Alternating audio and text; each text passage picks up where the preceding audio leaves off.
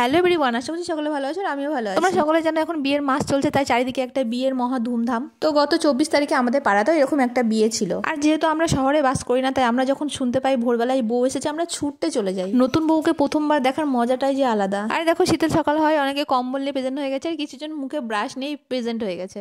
তো যাই হোক, বউ তো এসেছে, এবার বউকে তো বরণ করতে হবে। তো বউয়ের শাশুড়ি মা অর্থাৎ আমাদের পাড়ার যে কাকিমা আছে, সে তার বউকে আর ছেলেকে বরণ করে নিচ্ছিল।